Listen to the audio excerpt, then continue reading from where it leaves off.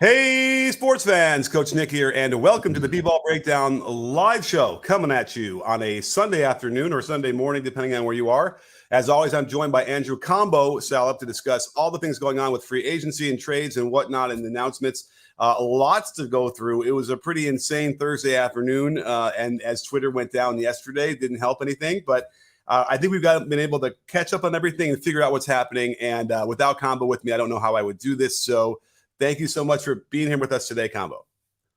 Thank you for having me, Coach Nick. Always appreciate you opening your platform up to me.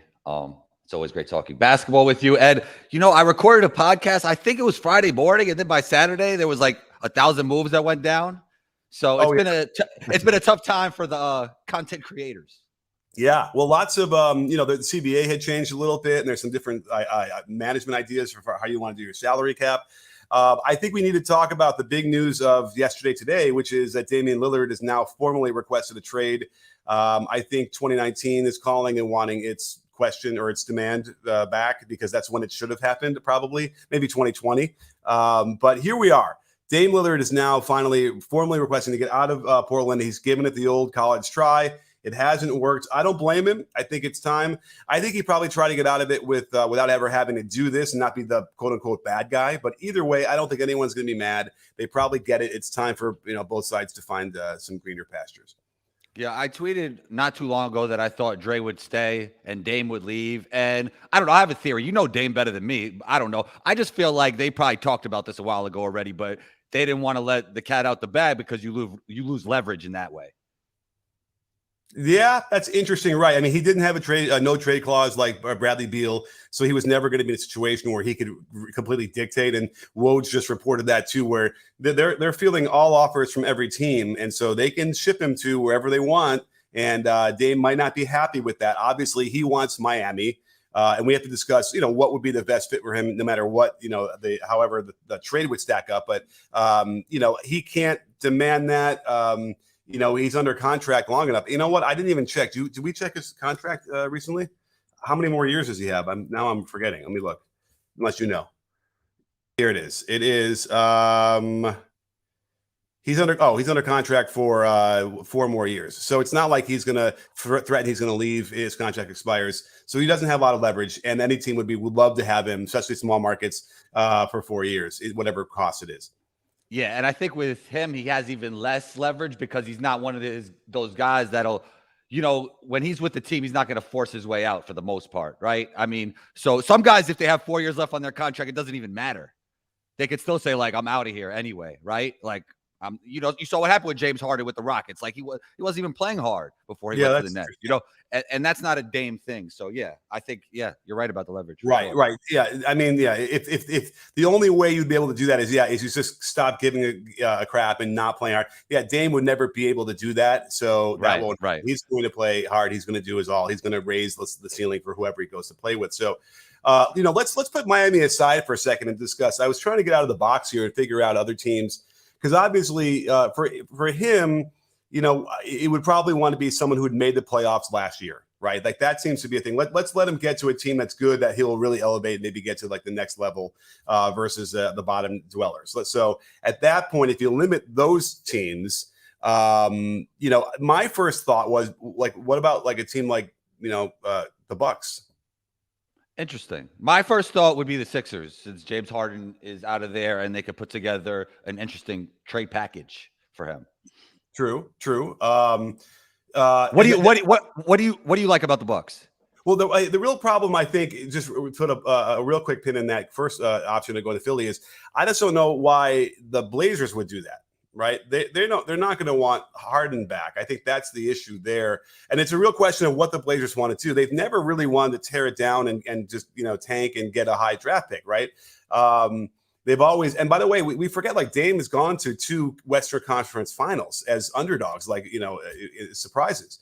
They've been able to fashion teams that have won and gone deeper in the playoffs than a lot of other players. So I would imagine that's what they want to continue to do. They signed Jeremy Grant, which is interesting. The timing here. Do you see anything interesting about that, where as soon as they signed Jeremy Grant, there's a request for a trade? No, because from what I just discussed with you about a minute ago, I feel like the team and him came to this agreement for a while now, and they just wanted to go into negotiations with a mindset of having more leverage that we'll go through the season with Dame, right? If you're not going to give us a great enough trade package, we're just going to continue. So I think both sides knew at the end of the day, and I think it had nothing to do with that. I thought that was just like random coincidence. Okay, interesting. I mean, that's very well possible. I won't. It's hard to look too much into that with the conspiracy eye, but I thought it was interesting in the sense that was he expecting something of a bigger free agency signing splash for them, like somebody, a big. I'm trying to picture who it would have been to play alongside him that was available, and I don't know, but so yeah, I don't know if that worked. If that was it, oh my God, they're going to go back. They're running it back. I got to get out of here. I doubt that that's sort of it. Yeah, I mean, I think there was discussions of giving up the number 3 pick, right, in a trade for somebody, but I didn't know exactly who that person was. I don't know what the rumors were, but it never really seemed realistic. I think they wanted to keep Scoot or whoever they got with that 3rd pick. For sure. All right, well, let me talk about the Bucks for a second, because what I've been trying to say for a while is that like Harden needed to go to the Bucks before he went to Brooklyn. I thought that would have been a good move because for me, Giannis needs that kind of a player. That seems to be what they've been missing. I love Drew Holiday, and I really like Chris Middleton. I think that works pretty well. They got into the final. They won a title with that. But I do feel like if they had a more dynamic guard, a more aggressive ball handling, scoring guard, that might kind of be a nice balance alongside Middleton and Giannis. And, Drew Holiday isn't that far off. I mean, he's under contract for 2 more years. He makes, around $37 million across those 2 years. So that's getting into the realm of like, when you do a trade like that, they have to match somewhat that could work. What do you think about that as a threesome? That's not the right word, but, as a trio.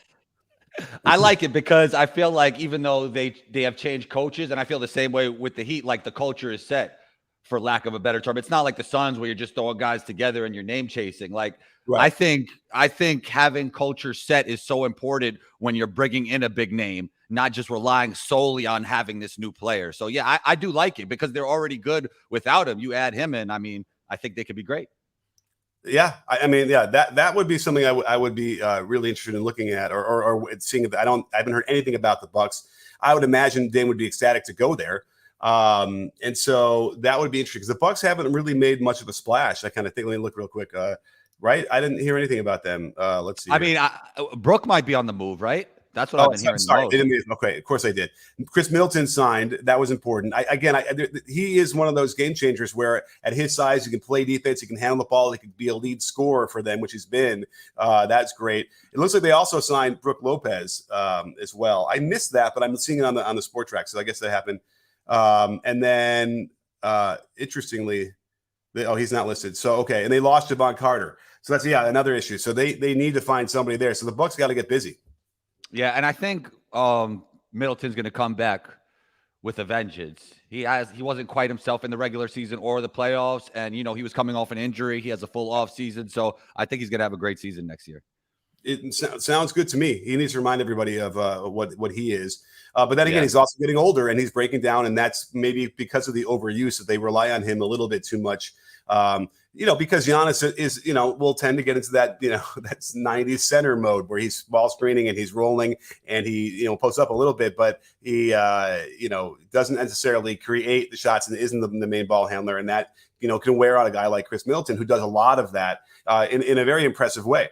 I want to make sure everyone remembers, if you want to ask any questions and we'll and get them on the screen, then the Super Chat is the way to go on YouTube. It really helps us keep the show going, and we'll give you a lot of love, a lot of hype, and we'll really appreciate it if you can. And by the way, I didn't even, as I started to say that before it even happened, or no, after I started saying this, our first Super Chat just came in. What do you know? Oh, wow. I guess we're on the same page here with DTG.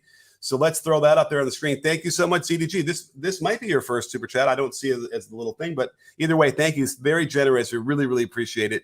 And they ask, it's a sad weekend for Portland fans. From an outside observer's perspective, it's hard to know how much Dame means to this town and community. This may indeed be for the best, but it still stings.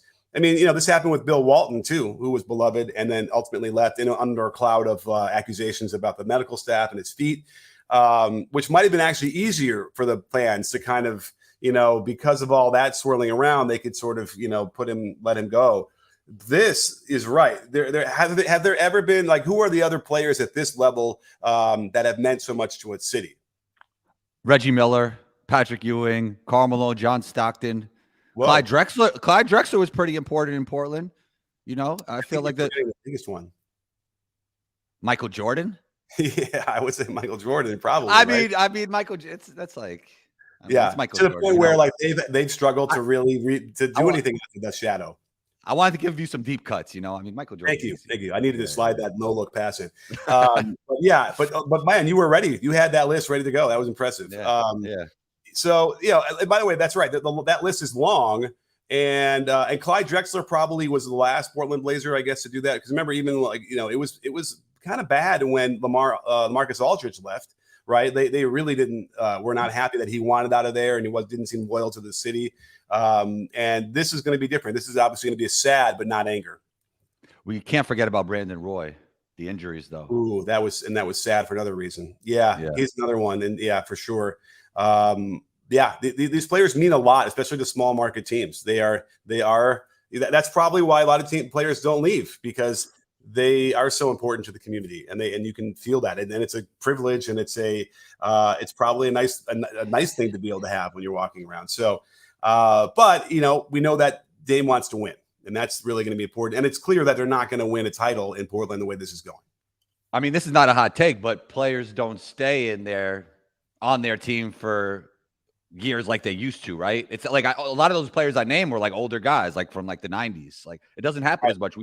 We see with obviously Russell Westbrook and KD and Harden and Kyrie. I mean, these guys are jumping around, man. So Steph is a great one. Steph is a great one. Steph's another one. Absolutely. So they're there. They're around. I'm sure we can see a couple more that are playing right now. If we think about it hard, but Jokic will be that. He will be that, sure. I think. Yeah. Now, the other thing about that, you mentioned 4 players who have bounced around, and we rarely see players at that caliber, MVP caliber, bounce around teams so often, 2-3 teams in 4 years, that kind of thing. But is it coincidence that they've all played together? It's crazy. You know what I mean? I think a lot of this did start with Braun. Didn't he set the table for all this? So, well, that's interesting, because at least LeBron, he gave the 7 years straight, and try to give him a chance to build something, and it wasn't working. And then he bailed for Miami. And I suppose, it didn't really work that way for OKC, because they had 3 of the guys on one team, right? Can you imagine, like, if they just sort of gotten to year 5, I think they had made a finals. That was something. They had Serge Ibaka young, they had Reggie Jackson young, they had a lot of good complementary pieces. That should have been a title team, no question. I don't know. I don't know if LeBron's at the table for this one. This feels a little bit different, but maybe not. I don't know. It's interesting. That doesn't seem to jive in my mind. This is the same, but I do feel like it's interesting that 3 players started out together, and then another version of 3 with Kyrie, KD, and Harden were together for maybe 50, 60 games over a course of a year and a half or whatever. It's weird, and it seems like it's the players. They want to leave. The capitalism at its best, but they're the ones who don't want to, or maybe I don't know if it's patience. Are they lacking patience, or are they looking around at they made a decision? They realized, man, this is not a well-run organization. I can't quite put my finger on it. Do you have an idea for what's going on behind that? I mean, I think it's the times that we're in. And I think, the other star players saw what Braun did. I'm not going to put it all on Braun, but it's like social contagion in a way. Like, you see what your friends are doing. That's not quite the example of social contagion, but you see what your peers are doing. And it's more normalized once one person does it, then 2 people do it. Then you're like, oh, like we could do this. Like, it's not as big of a deal as it used to be. Right. Like if Michael Jordan would have done it out of nowhere, like that would have been crazy, right? But LeBron James did it, so it normalized it for everybody else. Well, for me, like on my politics pod, we talk a lot about personality and like how your personality ends up shaping like what political side you're going to be on. Really? How so? I would love to hear that. Well, there's a certain personality, like for instance, and by the way, if you want to listen to my political podcast, if you're MAGA or anything, it probably wouldn't be for you. But the idea being that there's a certain mindset. Well, part of it would be, I suppose, the really evangelicals who are already kind of conditioned to believe a lot of fantastical things sort of tend to side with the right and their kind of fantastical lies and stuff like that get them to follow in the name of religion and stuff. That's part of it. I do think that even voting in not in your best interest in order to like sort of maybe like dunk on another class of people that makes you feel better that way. That's interesting. Then there's a mindset and personality related to that. And so for me, it almost feels like if you want to pull this back over to the other side where we're talking about Kyrie and KD and Harden and like Russ, there might be something there in terms of like they're never sort of settled. They're never sort of, have a peace of mind about whatever, in some way. And so grass is always greener, right? Yeah. And so there's always something in there where like Michael Jordan was such a killer, and no matter what kind of criticism he got, it never would have affected him ever, Not that there's even the best thing of all time. It's probably good to have some self-reflection. But I do wonder. Wait. So you're saying basically there's some passive aggression? No. Towards your own fan base and towards your own organization. Like I could leave here. Like, oh, okay. To me, it's more like oversensitivity, almost like they're just so sensitive to the point where you get. I needed to think. So you don't think it's like I'll show you, I'll leave. I mean, yeah, and that also is like maybe the 8-year-old I'm going to take my ball and go home kind of thing too. That's passive aggression, wouldn't you say? Yeah. Okay. So there could be that part of it, and just sort of an agitate, like a little bit of a stress that could kind of be forever involved in your decisions versus the guys that are just like, they don't, and listen, I suffer from this too. It's like some guys, I admire the guys that block all of that out and have such supreme confidence, and they know exactly where they are at all times, and that nothing like that will affect them.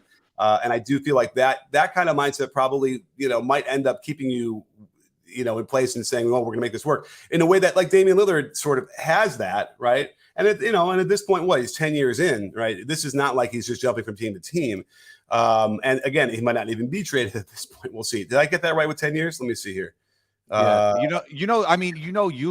human nature to see or think about negative. It's human nature to think or see about negative comments more than positive ones, because way back when we were hunter-gatherers during that time, not to go on a crazy tangent, but you would have to look for that to keep yourself safe and to live, to survive, for the evolution of our species. So it's the same thing now, but it's just not as dangerous, but that's what it kind of sticks in our mind more, Interesting. Yeah. And so as a result, if you can identify those kind of traits in someone, then, that factor into whether you want to sign them or not, or draft them, right? Those are the kind of things that I would probably be. And I'm sure they kind of look at those things. Now, that said, would you ever not sign KD because you're afraid he's going to leave? Well, actually, maybe now after, some injuries and he's getting to the end of his career, but like you couldn't do that, early on, right? You'd have to get it signed in no matter what and hope you can make it work. But that's the interesting thing here, because could you find someone who is 75% of KD, costs 50% less, and will be there for 10 years, and that kind of thing. That's another interesting thing. He might not even fit with his teammates better. It could be Mikal Bridges, what you just described. You know what I mean? That's exactly the point. So Mikal Bridges might give you 75% of KD. And and maybe even more on defensive end for longer. We'll see. I don't know, but like imagine that, and maybe Mikal Bridges is going to be so thankful to the Nets for giving him the opportunity and getting him and whatever. And he's not going to leave, and he feels. Or I think the point is not even that he's grateful, that he's more comfortable in his skin. I totally agree. And another thing is that like the middle of the road basketball player in the NBA is just better than ever before. So obviously you need stars to win, but it's not as much of a gap anymore. Right. There's a lot of guys that can sneak into an all-star game these days. And I think there was a tweet going around about expansion. And I mean, if they added 2 teams, I don't think it would do anything to the talent of the league. I don't think there'd be a fall off. We're not. I don't know if we're quite ready for that, but we will be. There's no question we will be at some point. The 12th player on like the worst team is going to be so good that will, I guess the result of that will be a lot more parity. Now, we did see a lot of parity in the Western Conference last year, right? Like the Nuggets won the West, but they didn't win They won 53 games, right? Now, a lot of it, I had to kind of pull apart the injury issue with that, but it might be sort of pointing towards something where we're going to have those teams, be so even with each other that no one's going to get more than the 53 wins, and that's good for the league. I like that. And then they ultimately win the whole damn thing, right? Isn't that amazing? That's probably the lowest win total by a champion. I haven't seen that stat. Maybe somebody in the comments will look that up for me real quick. But that's really fascinating to me. You know what I mean? Do you think that's better for the league than having a dynasty? I'm kind of that guy. I think it's nice to have parity. Like we can talk about Jeff Van Gundy for a second, and the same idea where, Jeff Van Gundy had been there for how many years? 15, 20? It's like at some point, I think maybe, let someone else have a turn. Let's have some, a chance to do that. And so in my mind, like the dynasties mean that you're going to have a whole bunch of players and the whole generation never get a shot. And I see, let's give them a chance. To bring this full circle, though, some of the reasons for the layoffs in Bristol might have been because the ratings weren't as high in the NBA, right? Oh, and maybe that could be because of the parody. No, I mean, this was to like bring it full circle here. Yeah, I mean, I don't know. Disney owns it, and so they had a lot of problems with their movies recently. So I've seen a lot of theories about that because those losses are really, I think, magnified compared to a little bit here and there in the NBA. That's cute, compared to whatever they're doing in Hollywood. But yeah, I mean, listen, you to justify those salaries, you got to have the ratings. You got to be able to charge. And we talked about this before briefly. Some of the commercials I was seeing during some of the national, games, and I can't remember if it was ESPN or TNT, but either way, it's kind of reflective of both. Some of those commercials were not the kind of high-end commercials you'd expect to see if the ratings were as high as you thought they were, and we know that they're not really. So that means that the rates are lower, right? And that means they're making less money. And then all of a sudden, the other point, to your point, it's not easy to pay these people. So I think the other thing is that a lot of the people who are the marquee names to cover the games are probably just making way more money than they should be. Yeah, Combo and Giannis can't be in every commercial, Coach Nick. Cut him a break. Cut him. Right. But it is true though. Like those, some of those commercials, I was like, whoa, Right. Yeah, I know. Yeah. Maybe we should do a little focus on that. Probably still have all the games recorded, but we'll see. But yeah, that's a very concerning thing because again, that's their whole business is to be able to have the kind of ratings they can charge premiums for those ads. I mean, full transparency, I haven't looked at the ratings. Are they up? Are they down? How did they do this year? I thought I saw a tweet at some point where the ratings were up, but they hadn't been going down year over year until this year. So being up this year still was lower than 2019, something like that. You know what I mean? So I don't think that they're great. I think that the problem is that people are getting streams from other places and, they're watching highlights on YouTube. So they don't need to watch the whole games. I don't know. Hopefully that's not the case, but that could be what it is. But and by the way, you wouldn't be messing around with an in-game tournament or in-season tournament and all sorts of other things that they're doing if the ratings were great, right? Yeah. So, Coach Nick, I mean, you're a progressive thinker, and you're always ready to think outside the box. I would say the attention span, especially of younger NBA fans, is getting shorter and shorter, right? I mean, do we have to do something to speed up the game? Like, I love the idea of 1 for 2 on the free throw line. The G League tried it. Maybe shorter timeouts. Maybe I don't know if you shorten the game, but I do think you have to make the game faster in some way. I agree. I feel like I've talked to a couple of people who are young, in their under 20 who had said something like that notion of, if these games were like an hour and a half, I would love it. I would watch all of it, whatever. But it's like there's so many breaks, so many stoppages. I mean, we have the under 6 timeout every quarter or whatever that is. Or, there's these mandated TV timeouts that just slow everything down that FIBA doesn't have. So when I watch a FIBA game, I love them because again, those are like maybe an hour and a half, right? Are they quarters now? Wait, they're not quarters. Are they halves? Or they're quarters? Yeah, they're quarters. I mean, there's a sense of urgency there because every game means so much too. So that's a totally other discussion. Yeah, but but they don't have the timeouts like they do here for the TV stuff. And they're just a much better rhythm to it in a way that I much prefer that. So that would probably be a way they have to do it, but they can't. They cannot do that because they need those commercial timeouts. So there's no way to make these games under 2 hours. No way. The free throw thing would, slice a few minutes. Okay. It's hard. I don't know how else you do it. You're going to get rid of replay. Okay, that would slice a few minutes off. But I bet you it wouldn't be significant when you look at the number overall. Those two things would probably take 10 minutes off, and 10 minutes ain't going to do it. We got to get 30, 40, 50 minutes out of there. I don't see how you do it. And this is coming from a guy who's always trying to, make my videos tighter and more condensed. It's like, well, cut that thing. I'm like, great, that's 10 seconds. I need a minute. How do I do that? Why can't they take a page out of your book? In-game commercials. Yeah, while the game's going on. Absolutely. Yeah. That's next level. We should probably get to the NBA and try and pitch that, and then tell them that I need to do them because I already have the creative. They already have the experience. But we have another super chat. Let's get to it. By the way, what an interesting Sunday conversation we've been having so far. Everyone seems to be digging it too. And KD, if you're listening, I love you. You are definitely the top 3 or 4 in the NBA of all time, or whatever you are. Not all time, but top 10 or whatever. I love you, so don't get mad at whatever we said about you. Braun from thank you, best friend of the breakdown, Braun from Canada. I was also told that I shouldn't call people hosers from Canada, but that's like a term of affection, at least from the 80s. So nonetheless, so Braun, thank you so much. And he keeps coming back, so he must not be upset that I'm calling him a hoser. And if you don't know what that is, look up Great White North and that sketch from not oh my God, this is my brain. Anyway, that show that wasn't Saturday Night Live, but it was from Canada. Thoughts on some of the Euro guys coming to the NBA? Excited to see Vasily Micic. Also, Russ was in OKC for 11 seasons, a lot longer than I thought. Okay, good point. And by the way, so when Russ started bouncing around, he was already, he was beyond the middle of the prime of his career, right? But he did, still have some of that prime. But there's, I think we all know the reason why Russ has been bouncing around. By the way, he got re-signed by the Clippers, and that's an interesting discussion we can have for a few minutes. Yeah, I mean, that shows that he has more time in the NBA because people were skeptical about it. Yeah. So I'm excited to see Micic play for sure. I just did he was in a video I did when I was going over why it's so hard to star in it's hard to score in EuroLeague. What do you think about his game? I don't know. I mean, he's a shooter.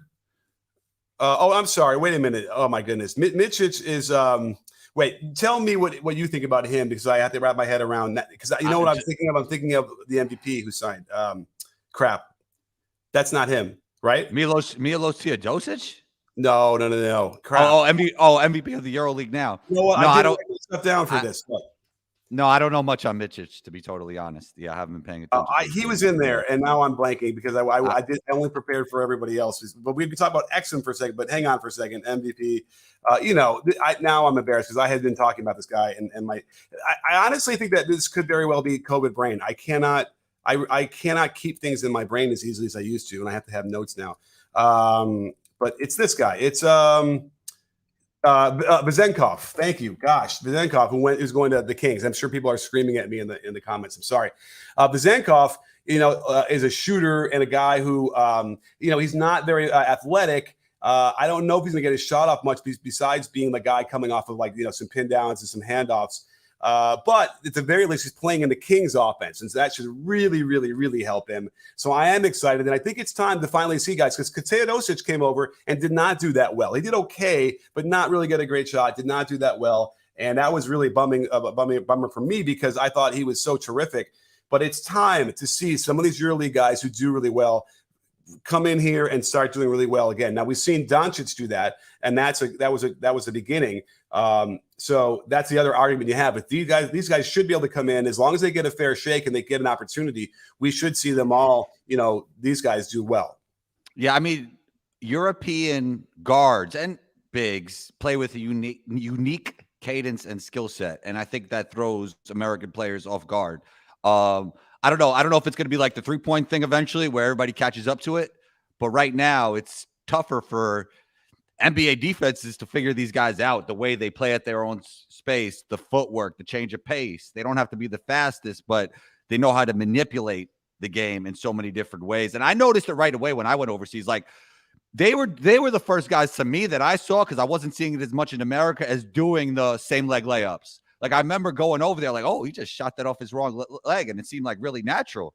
And I wasn't really working on that at that point. And I saw it there, and I saw all kinds of weird stuff they were doing, like little trickery on defense and offense. And they'll bump into and act like they flop, and then it's harder to guard them. It's like they just give you so many different looks, and they're very crafty. For sure. I mean, listen, what we adopted in the NBA is, getting up in the air in the lane and then firing it out for a three. You never would have seen that 25 years ago.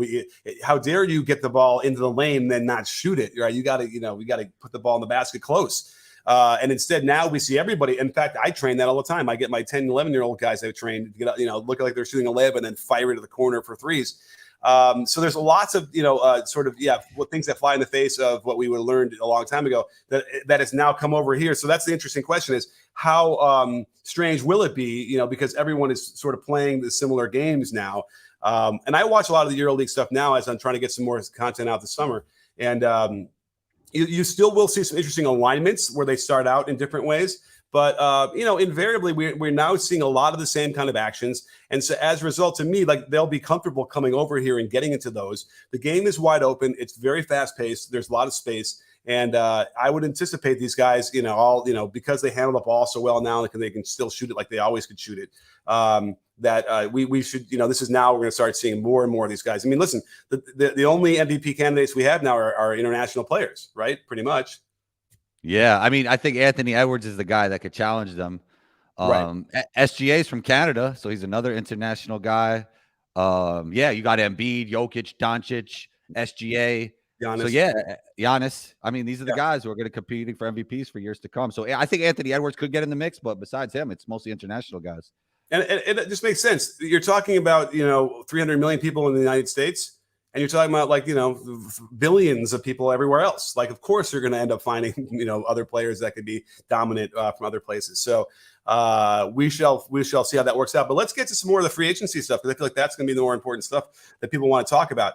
All right. So I don't even know if we solved that whole thing. The Heat is probably the best way to go. The package would have to center around Hero, right? And what I'm worried about is what do the Heat really have then? Because you'd have Jimmy, Dame, Bam, Duncan Robinson, and they signed Thomas Bryant. But they lost Strus, they lost Gabe Vincent. Caleb Martin, did he sign? He signed. He's still under contract. No, he's not there. Caleb Martin went somewhere. Help me. Let me see if I can find it real quick. I wrote this out. Let me see here. Caleb, is he not a free agent? Nobody knows this. It's weird. Martin was not on my list, so I'm assuming he was gone. But why? Anybody want to tell me that? Anyway, this is embarrassing, but nonetheless, what was the thing about him? Okay, I guess he's still under contract. So Caleb Martin, I guess, although they'd have to probably trade him too to get Dame, right? Yes. So I think Bam and Jimmy are untouchables, but besides that, I can see anybody. So the Hero, Josh Richardson signed with the Heat. That's a really good pickup. Yeah, it's not Dame, but okay. He strikes me as a Heat guy. Yeah, I mean they have some work to do because they have to replace. I mean, Richardson doesn't really replace Gabe Vincent. It doesn't replace Strus. So, but he's actually a great fit next to Dame and those guys.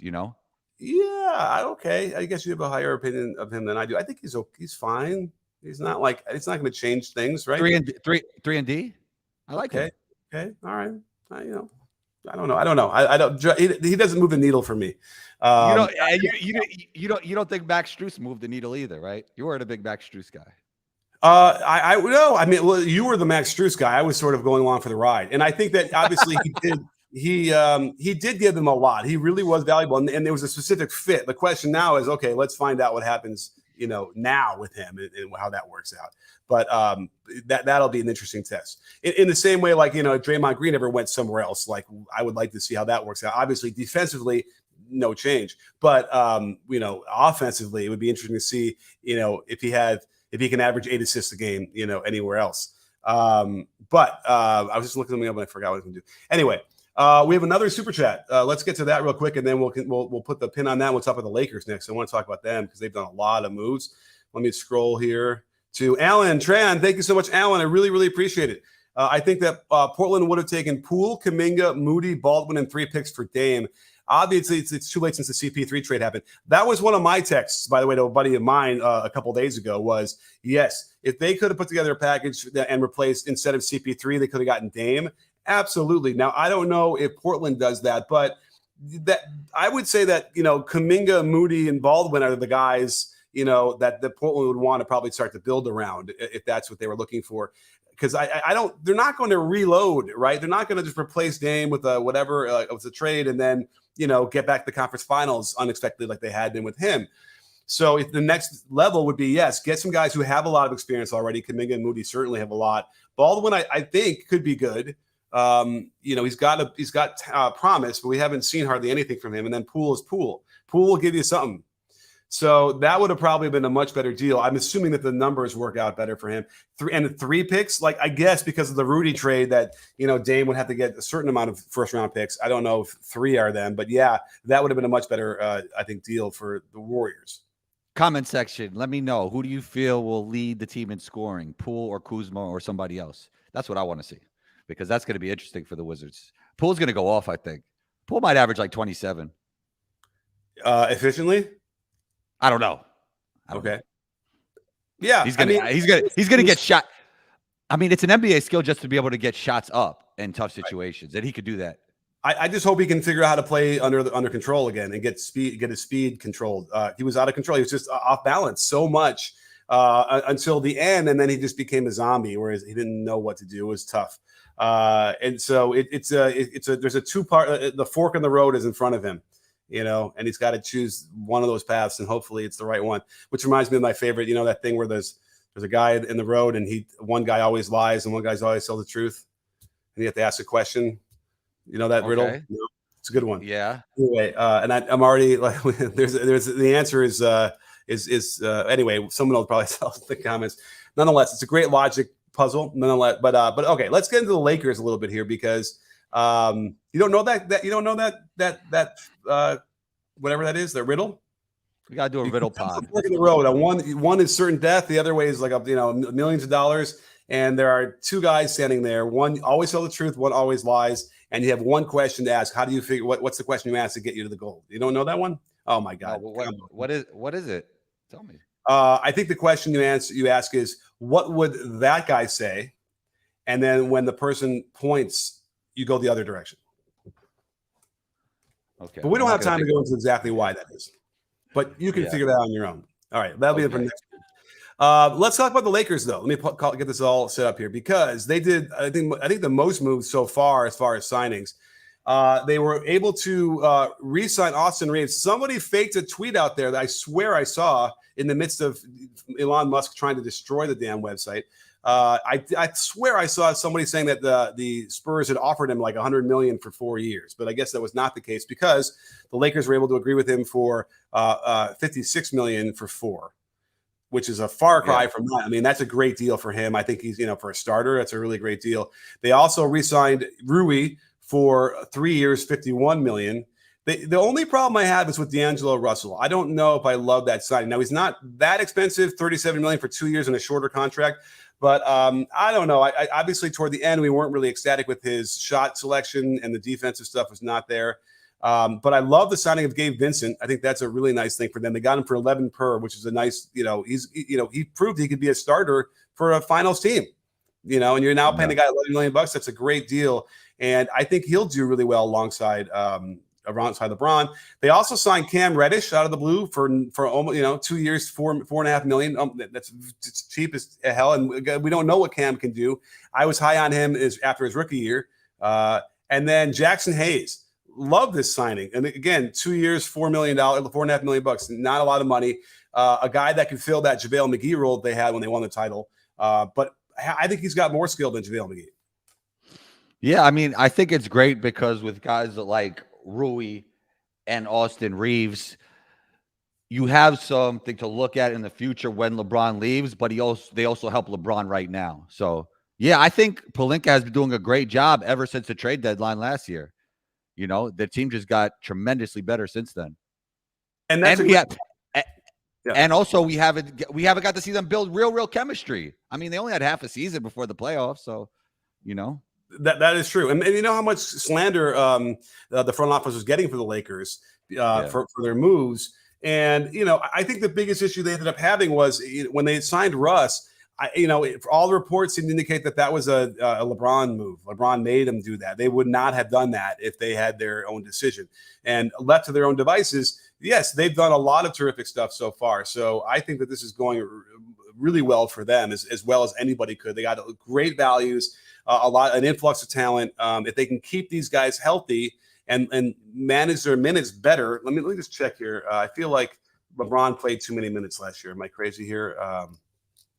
Let me see here. Because I feel like he played 35 a game. LeBron played 30. Oh, look at that, 35 and a half a game. He's got to be down to 32. You know what I mean? They need to shave that down more. Anthony Davis played 34 a game, and they each played 54 games. So they need him to play 32 minutes a game both, but they need him to play 70 games, so they get a good record, and they're still fresh.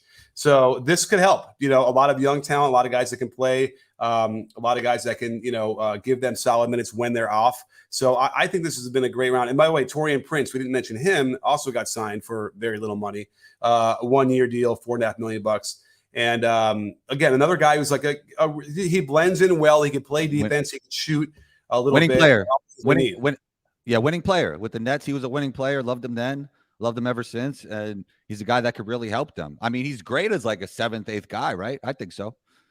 Yeah, and he's not going to be, right? He's going to be 9th, 10th, I think, at the point with the way this is going. I got to look at it better. But yeah, so I think that the only thing is D'Lo. Now, who knows? Maybe with D'Lo, he plays sort of well, and they can make a deal after the season starts, after a month or two before the trade deadline, and just shore up whatever else they're looking that they need to do. So that might be their thinking on that one. But I won't deny that D'Lo did nicely for them in stretches of the playoffs.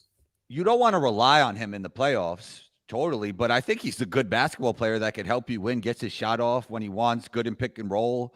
I mean, he's a tough player. Just with the shot selection, that was lackluster at times. But I think he'll have a good season in the regular season for sure, and he can help you win playoff games at times. Just you don't want to have to rely on him.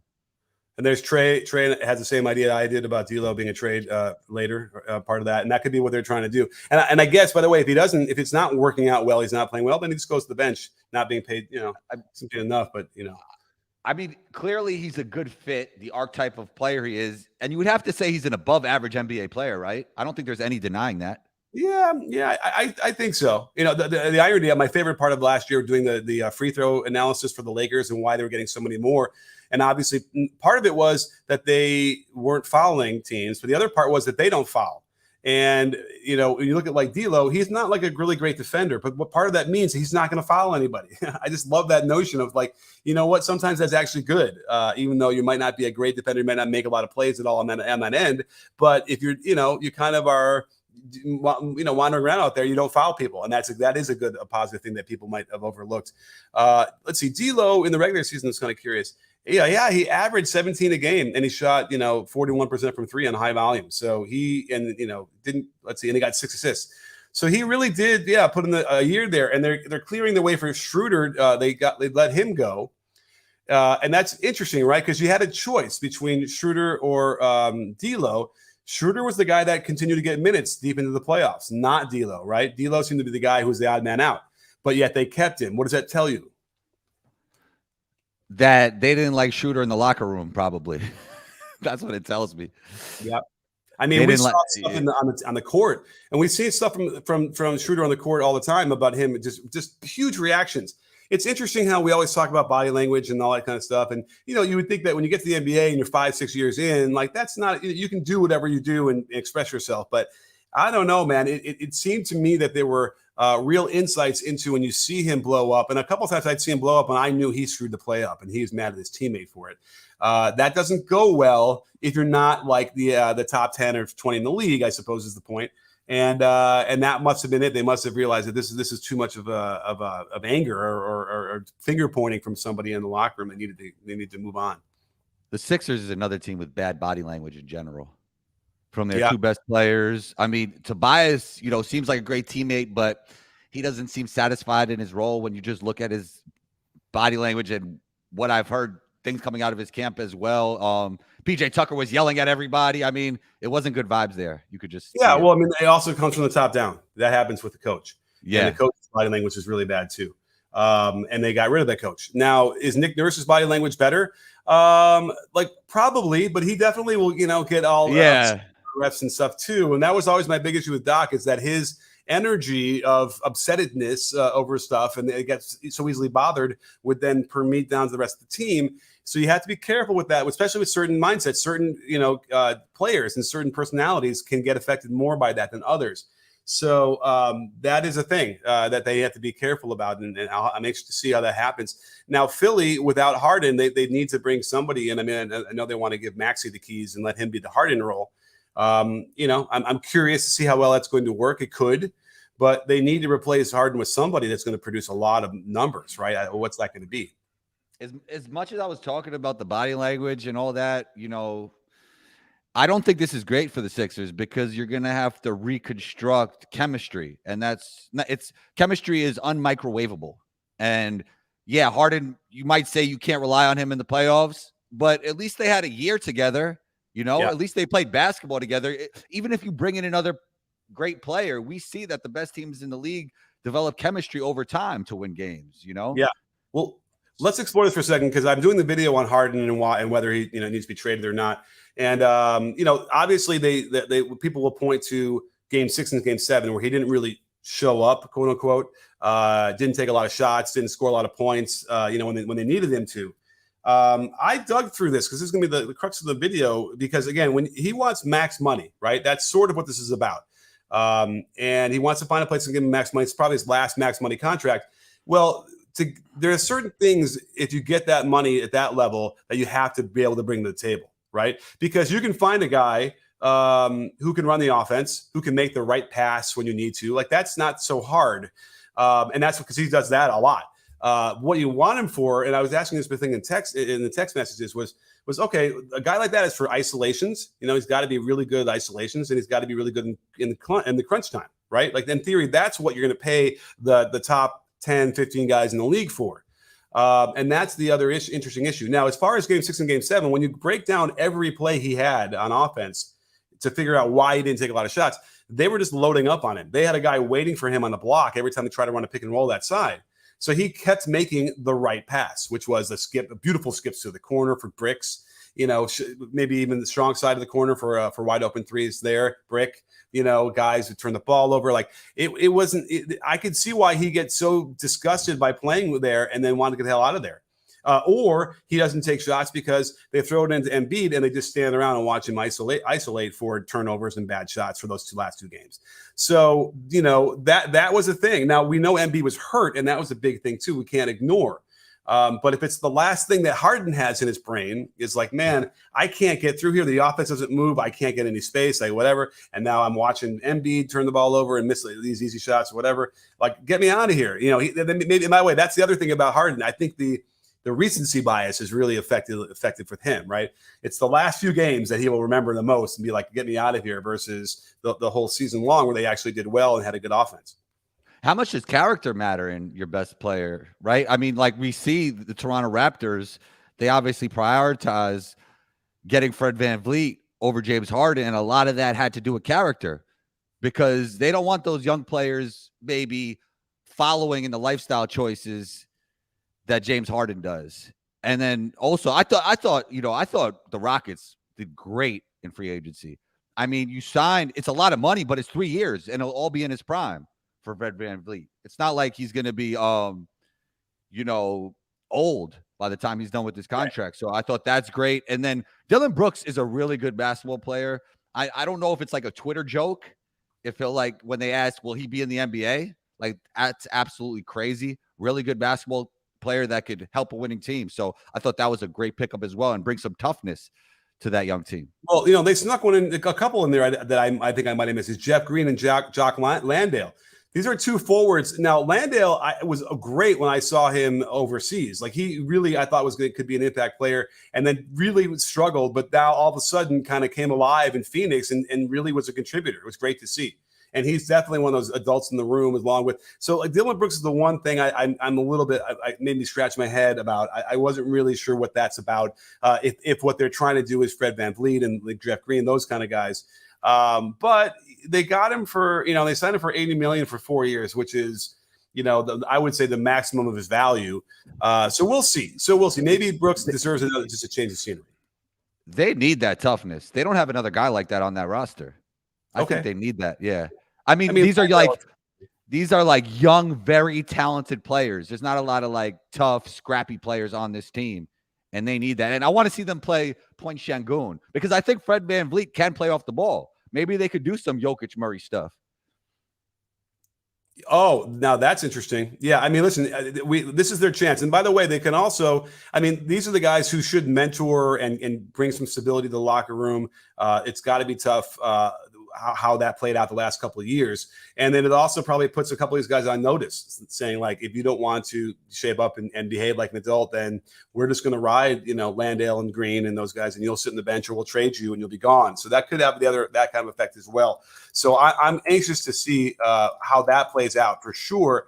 And it's good. It's good to see some of these teams like Detroit and Houston really sort of focus on taking the next step. Ime Udoka in Houston's another one of those things who's going to, I'm anxious to see how that's going to play out. It didn't work out great. Remember, in Boston in the beginning, he came in there and, told it like it was. And I think people were bristled at that, some of the players. But about halfway through, it finally clicked. And then their whole offense changed. And they drove that all the way to the finals. It was not, he was severely missed. And I suspect that part of the issues that the Celtics ended up having were related to the fact that they didn't have Udoka there as well. As we saw that there were issues with the coaching staff. That had been decimated anyway with other guys that Mazzulla couldn't rely on who got hired away. So, I like that. By the way, we didn't talk about Detroit, and I feel like Detroit's done some good stuff too. Although, do we have time to do that real quick? Yeah, let's do it. I would also say about Fred VanVleet, like he needs a movie made about him, man. That guy is not 6 foot tall, undrafted. To get that kind of contract in the NBA, I mean, you have to defy some. You have Fred VanVleet. Yeah, you have to defy some pretty crazy odds. Yeah, especially when you're going to shoot a basketball from 3-point line and it has sideways spin on it. Like, that's really amazing. But I don't know. Wait, Detroit signed somebody, and I don't see it because it's not. It was a trade. What did I miss? Again, my brain is so much right now. I wasn't ready to talk about Detroit, but we can throw it out there. Let's see if it comes up real quick. Joe Harris. That was what I liked. There's another thing though that they did. Right? Isn't there? Let's see here. Because remember, I liked getting Wiseman earlier, and then they don't list it here. God damn it! It's Joe Harris. I feel like there's another trade. Didn't they do another trade or not? Maybe that's not. Maybe that was it. But I like what they're doing there to bring a guy who's sharpshooter in alongside their young guys. They're clearly trying now, right? They're clearly trying to. This is it. They're going to go all in. Orlando did some things too. So the point being that these young teams now they're getting out of the business of like wallowing around and for high draft picks, and they want to start winning. This is now again another reason why we'll probably start to see more parity, where the top team will win 50 games, 52 games maybe, and still be good enough to win the title. Now I do know that like the Nuggets toward the last like several weeks of the season took it easy, right, and rested their guys a lot, and they didn't gun for a lot more wins. They didn't need them. But that affected their win total. They probably would have gotten 55, 56. They would have gotten some into that realm. But again, I still think that at some point we're going to realize that you can't afford that. Like you're just going to end up, scrapping by to get those 50 some wins to get to the top of the conference. Yeah, I mean, what worked for Denver didn't work for Milwaukee because they didn't go full force in that last stretch of the regular season. It's almost like they were out of shape by the time they played the Heat. So it doesn't work for everybody. I'll tell you that. It's hard to flip a switch whenever you want. For sure. Well, and by the way, we didn't even talk about Dallas, who, they're in this weird crossroads here where they have to worry about Luka wanting to get out of there. He might be the next trade request. They brought back Powell, which is a big meh for me. I feel like he's just a stopgap measure that they need better. Kleba ends up being better for them ultimately because of the shooting. They brought Seth Curry back. So Derek Lively too. Derek Lively could be a good fit as a rookie. The fit is right. The fit is right for sure. Okay, we'll see. Yeah, but the Seth Curry going away was the mistake that they made. They were building something with him in the first place. And again, these guys will look at this thinking, oh, he's a short guard, isn't that whatever? And then you realize that the guy is a playmaker. He's an elite shooter. He's a guy that you want on your team. High IQ. IQ. Yeah. So he's back. Yeah. That's good to see. and they're going to re-sign Kyrie, but then they're also signing Dante Exum, who's making a return to the NBA as a shooter. Have you seen his shot? I'm kind of mad. I was going to do a video on this. I had noticed this like 6 months ago, going through some EuroLeague footage. I was like, wait a minute, Exum is shooting 40% from three, and I went through the footage. Now, have you seen the shot at all? The form is still sort of like it used to be. It's not the best rhythm. But he shoots them off the dribble a lot more now. When I remember looking through this several months ago, I got to go through some more. And certainly someone had released a little montage of him on the catch and shoot stuff, but he seemed like, the rhythm, it's just not ugly. It's not a pretty looking shot, but he's figured some things out on the release to be able to get it off. And this is the next frontier, right? Can he continue to do that with the NBA ball, which is different, right? Can you want to comment on the difference between the NBA ball and the EuroLeague? Well, I mean, they keep changing the basketballs. I remember like in Israel, it was Nike, and then in Denmark, it was the FIBA one with the, Molten, exactly, with all the panels. I really like that one. That one was small, and I think they do use that one in EuroLeague. It's like really grippy, and it's easy to shoot with it. It feels smaller. I don't know if it is, but it's feels not smaller, but the panel shape is different, and I think the groove is deeper. You know what I mean? Yeah. Now, and it reminds me of when I was growing up, the NBA ball had a deeper groove too.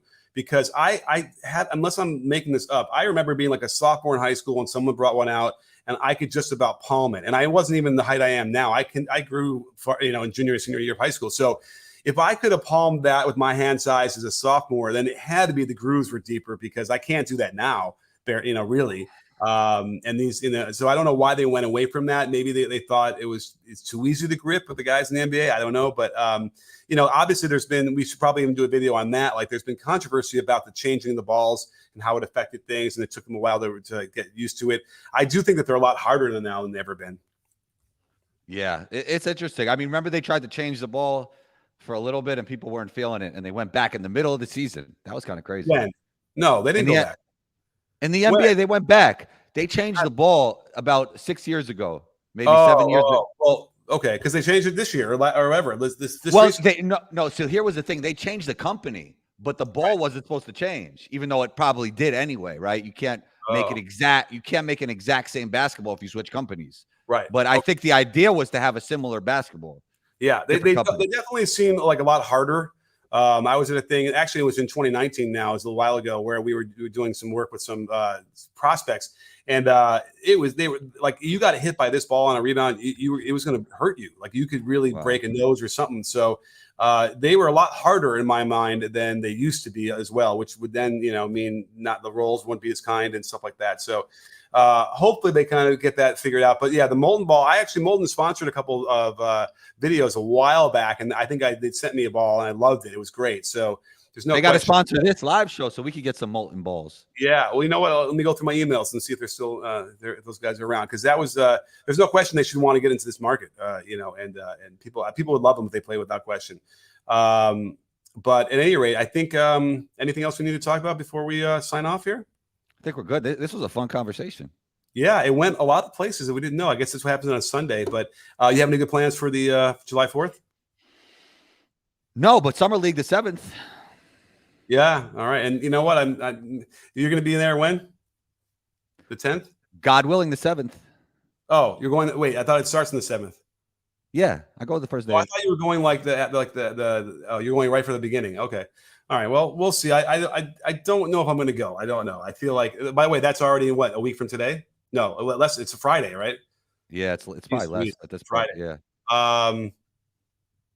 Yikes. All right. Well, anyway, we'll see. We'll figure that out. But anyway, I'm going to go see an LA Galaxy game. Nice. And there's some fireworks at the end. So that's my thing. I'm not a big fireworks guy. Are you?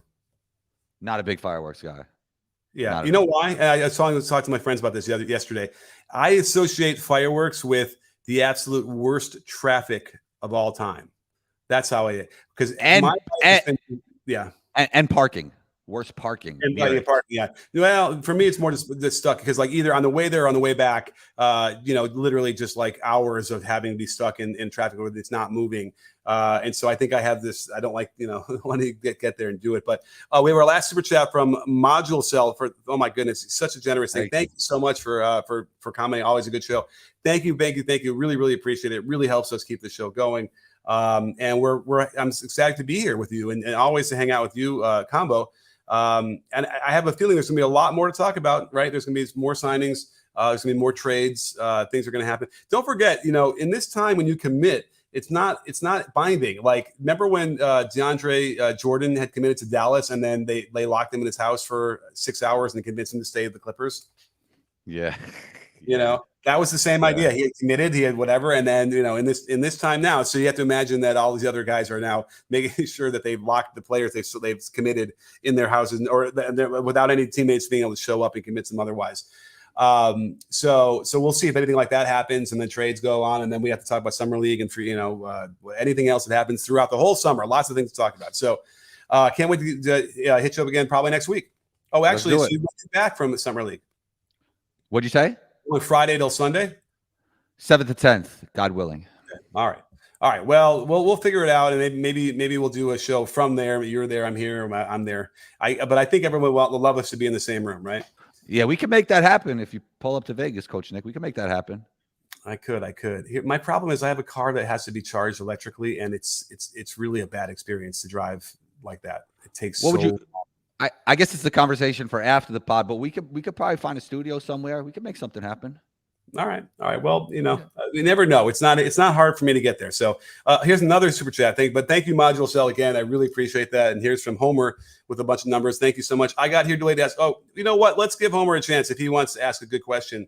Although he didn't ask it. That's the problem. You need to ask it. When you do that, I suppose I'll scroll here to the very end if you want to throw it in there and ask the question just in the comments. We'll answer it.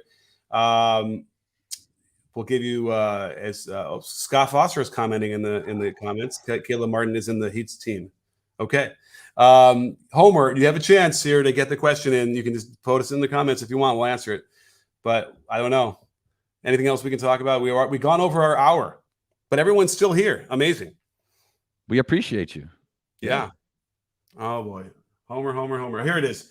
I don't know what you guys talked about before I got here. That is true.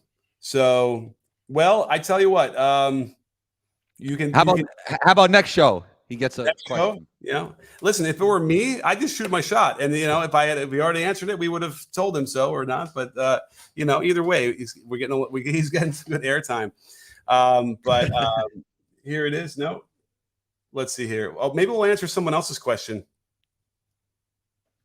Did I miss the Dame to Toronto POV? The Dame to Toronto.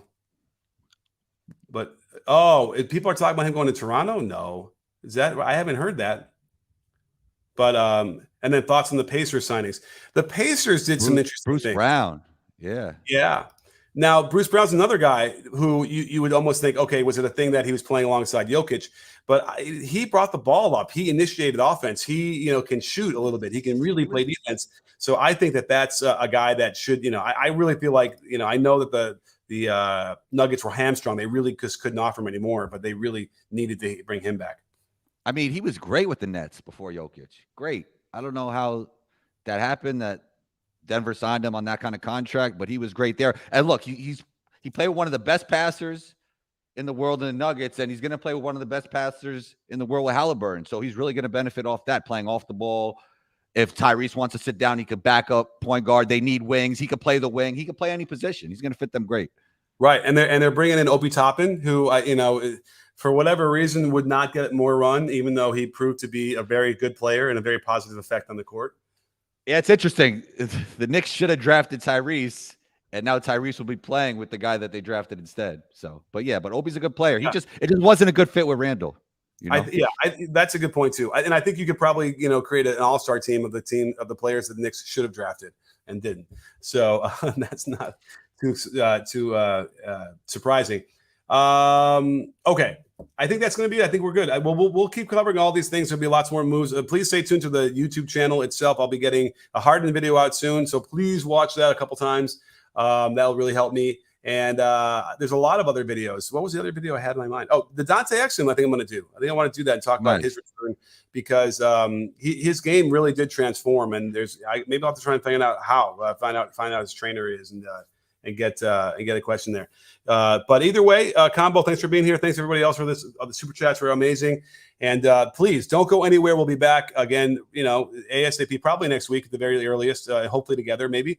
And my videos are coming out. So don't keep that subscribing button smashed. And we will talk to you guys all very, very soon. And don't forget, sports fans, at B-Ball Breakdown, we're not a channel, we're a conversation. You in? Are you in, Combo?